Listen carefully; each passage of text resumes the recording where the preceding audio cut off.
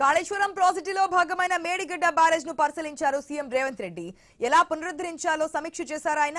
1,00,000 కోట్ల రూపాయలు ఖర్చు పెట్టినా 1,00,000 ఎకరాలకు నీళ్లు అందలేదని ముఖ్యమంత్రి విమర్శించారు.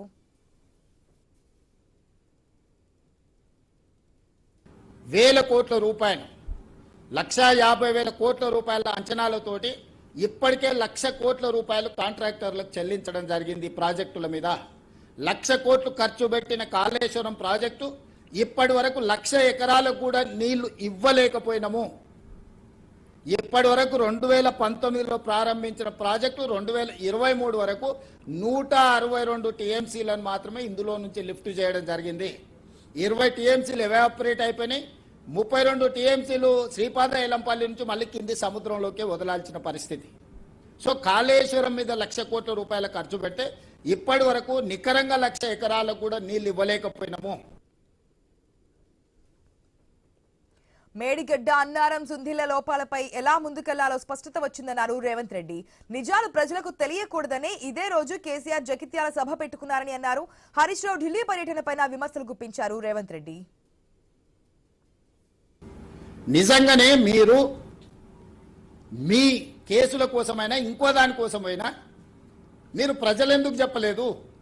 ఒక రాజ్యసభ సభ్యుడు, శాసనసభలో ఉపనాయకుడు, ఓ ఇంపార్టెంట్ లీడర్ ఢిల్లీ పర్యటన ఉంటే రహస్యంగా ఎందుకు పెట్టినరు? మీడియా కనిపెట్టి హరీష్ రావు గారు బీజేపీ వాళ్ళని కలవనికబోతున్నాడని మీడియా బయట పెట్టేట వరకు మీరు ఎలాంటి ప్రకటన చేయకుండా దాచిపెట్టినట్టే మీ ఉద్దేశం ఏంది? ఎంతకాలం బీజేపీని ప్రసన్నం చేసుకొని సిబిఐ విచారణ జరగకుండా మీరు ఆపుకుంటారు? ఈ రకంగా తప్పించుకోవాలని చూడడము, లేకపోతే బీజేపీని అడ్డం పెట్టుకొని అవినీతిని కాపాడుకోవాలన్న ఆలోచన ఏదైతే ఉన్నదో భవిష్యత్తులో చూస్తూ ఊరుకోము. ప్రభుత్వం కూడా నిర్దిష్టమైన కార్యాచరణతో ముందుకు వస్తుంది. కాళేశ్వరం ప్రాజెక్టులో అవినీతి జరిగిందని చెప్తున్న కేంద్ర ప్రభుత్వం ఎలాంటి చర్యలు తీసుకుందని నిలదీశారు రేవంత్ రెడ్డి. కేంద్ర మంత్రి కిషన్ రెడ్డిపై విమర్శలు చేశారు ఆయన. కేంద్ర మంత్రి కిషన్ రెడ్డి గారు, మీ వల్ల కాదు, మీరు చెయ్యరు, మీకు విచారణ చేసే సామర్థ్యం లేదు, సిబిఐకి ఇస్తే 48 గంటల్లో కేసీఆర్ను హరీష్ను జైల్లో పెడతాము, మాకు ఇవ్వండి అని కేంద్ర మంత్రిగా వారు డిమాండ్ చేయడం జరిగింది. మరి ఈరోజు మేము సిబిఐ విచారణకు ఆదేశించి దాదాపుగా 9 నెలలు కావస్తుంది. కేంద్ర ప్రభుత్వం దీని మీద స్పందించకపోవడం వల్ల ఈ మధ్యకాలంలో మరొక లేఖ రాసిన మేము, మీరు విచారణను తక్షణమే చేపట్టండి, దీనికి సంబంధించి ఇంకా ఆలస్యం అవుతుంది, ముందుకు వెళ్ళాలి, ఎవరెవరైతే ఇందులో తప్పిదాలకు పాల్పడ్డారో వాళ్ళందరినీ శిక్షించాల్సిన అవసరం ఉంది. ఇందులో ఉన్న అధికారులు కొంతమంది రిటైర్ అయిపోతున్నారు, కొంతమంది రకరకాల పరిస్థితుల వల్ల తప్పించుకునే ప్రమాదం ఉన్నది, తక్షణమే విచారణ చేయండి అని చెప్పి ఈ మధ్యకాలంలో మరొక లేఖ రాయడం జరిగింది. మేడిగడ్డ బ్యారేజ్ లో లోపాలు ఉన్నాయని 2020లోనే ఇంజనీర్లు బయటపెట్టారని రేవంత్ రెడ్డి అన్నారు.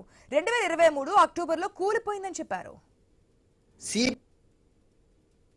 2020లోనే ఈ మేడిగడ్డ బ్యారేజ్లో లీక్లు ఉన్నాయి, లేకపోతే నిర్మాణ లోపం ఉందని ఆనాటి ఇంజనీర్లు లేఖలు రాయడం జరిగింది. ఎలాంటి సంస్థకు పట్టించుకోలే, నిర్వహించలేదు. చివరికి 2023 అక్టోబర్ నవంబర్లో పూర్తిగా కుప్పగూలిపోయింది మేడిగడ్డ. ఆ తెల్లారే వెళ్ళి ఇక్కడ ఇంజనీర్ పోలీస్ స్టేషన్లో కంప్లైంట్ కూడా చేయడం జరిగింది.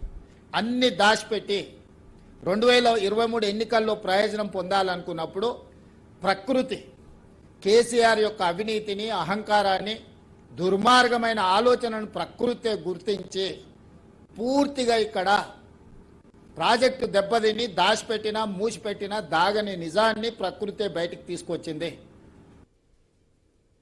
గోదావరిపై తుమ్మిడిహట్టి దగ్గర ఆపేసిన ప్రాజెక్టును మళ్లీ ప్రారంభిస్తామని రేవంత్ రెడ్డి చెప్పారు. హరీష్ రావు ఢిల్లీ పర్యటన వెనుక రహస్యం ఏమిటని ప్రశ్నించారు. ఈరోజు పంటలు పండిస్తుంటే మేం కట్టిన ప్రాజెక్ట్ అని అబద్ధాలు చెప్తాడు, చర్చిస్తే రాడు. కాబట్టి ఈరోజు మిత్రులారా, జరుగుతున్న పరిణామాలను మీరు అంచనా వేసుకోండి. ఈరోజు ఎందుకు 48 గంటల సిబిఐ విచారణకు ఆదేశం ఇస్తామన్న కేంద్ర ప్రభుత్వం ఎందుకు మౌనంగా ఉండిపోయింది? ఇప్పటి వరకు కేంద్ర ప్రభుత్వం ఎందుకు చర్యలు తీసుకుంటలేదు? మేము పదే పదే రిమైండర్లు రాసినా ఎందుకు కేంద్ర ప్రభుత్వం స్పందిస్తలేదు? ఈరోజు ప్రధానమంత్రి గారు, కేంద్ర హోంమంత్రి గారు ఇక్కడికి వచ్చినప్పుడల్లా కేసీఆర్ గారి కుటుంబానికి కాళేశ్వరం ఏటీఎంగా మారింది, వేల కోట్ల రూపాయలు కొల్లగొట్టిందని మాట్లాడిన మాట వాస్తవం కదా?